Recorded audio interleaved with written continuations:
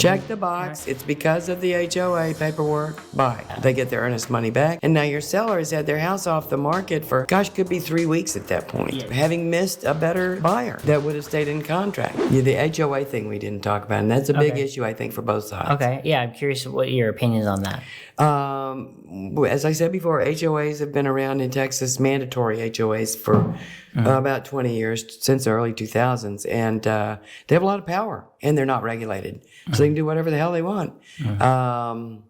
They're not under a regulatory agency at all.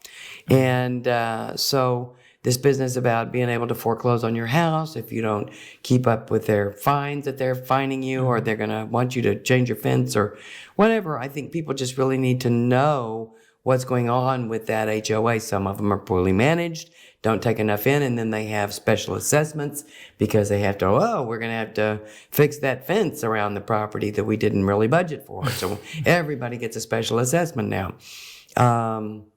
So for a seller, I think it's important to provide those docs up front because buyers are not getting them. We're not doing our buyers a good service by getting HOA docs after there's already a contract. Yeah. Or the sellers. See, if the seller gets the docs up front and has them available to the buyer's agent, then on the HOA addendum, the buyer has to check, already got them. Oops. Yeah, it's okay. We've already got them. Yeah. So there's no loophole. Yeah. If they don't have them, another important loophole. There's 3 days people can get out once you get around to giving them to them, and they don't have to specify. Yeah, no reason anything. at all. They just be like, we just don't like it. Yeah, that's all you have to say. Don't like it. Here's the clause. Check the box. It's because of the HOA paperwork. Buy. Yeah. They get their earnest money back, and now your seller has had their house off the market for, could be 3 weeks at that point. Yeah, at that point. Having missed a better buyer that would have stayed in contract. The thing, and from the buyer's standpoint, I don't know how many of you live in HOAs, but if you live in an HOA, you better go to the meetings. So you recommend during the option period to try to go or at least review the meeting notes of an I think that we should be, in California, it's common practice for agents to have in the, do we need to take a break? No, we're good. We're good. Okay. In the contract to get a year's HOA meeting minutes. A year? Wow. A year. Okay. Because if you've ever been to an HOA meeting, do people talk about stuff in the HOA meeting that could happen next year that might be a reason that somebody might not want to buy a house in there? Okay. And everybody I've asked has gone, oh yeah, that happens. Okay. I guess, I never really thought, that's not something I've really had my my buyers kind of check into that deeply, but I'm going to have to reconsider that in general. What I've recommended is that you ask the seller to provide, like in special provisions. I know, whoa, special provisions. Ask the seller to provide the HOA docs.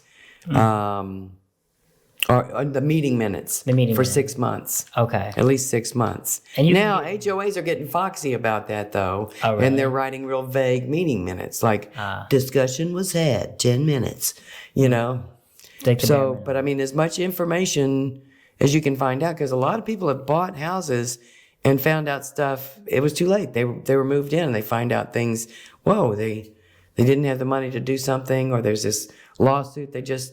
they're in and they could lose, and if they lose, then we're all going to be paying the judgment. I see. Oh, I see. If they lose some lawsuit, then the HOA is going to have to recover that money someday. Yeah. And so that means that you're going to have to pay for that. I never really thought about that before, about the fact that because I've been to a few HOA meetings being a homeowner, and there are decisions that sometimes can affect whether somebody might move there or not. Yeah. It's just small. It can be small things, or moving the mailbox to somewhere else, or starting. We may have to pay for this new new water line or electrical line or something along those lines, and that it might reflect in the cost of the HOA might increase in the cost. So you do make a good point there about the HOA minutes can really have an effect, and so you can't get them. The HOA could stonewall you for the minutes, but they can't. Tell the seller no, because the seller's a member. I see. But so as a buyer, you can't really. It's hard for you to get that. It's not the part of the classic documents that are provided with the CCNRs, the regulations, and whatever, and the resale certificate. They'll just tell you we don't have to, but they can't tell the seller no because they're a member. So get it through the seller. Get it through the seller. But you strongly recommend to sellers that they should provide that HOA. The docs, maybe not the meeting minutes unless you're asked for them, but okay, at least the HOA docs, and then it also gets you out of that like when they get the HOA docs, it shuts down that loophole. And people definitely use that to get out of contracts. I would say like of all the loopholes that I think so your book, I think you said now you originally 44. Yeah, it's 44. Originally it was 24, right? So, and then it's now up to 44 different loopholes. But I think that's probably no one person is going to have all those. It's all of the various addenda.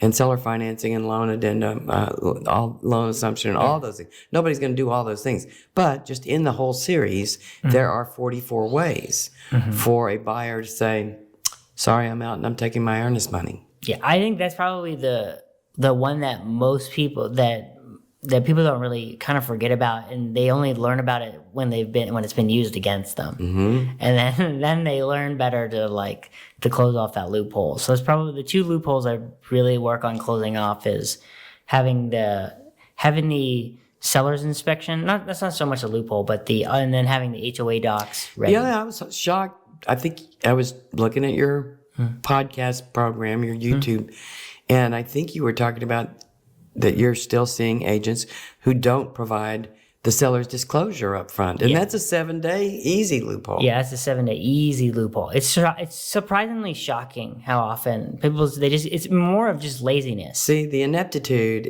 that's what I'm saying. You need to hire a realtor that knows what the heck they're doing. So it's just small things like that, because that's just going to kill you in terms of because it happens all the time. People fall out of contract. It happens more often than people think. So just because you have a contract, it doesn't mean it's going to close. Right.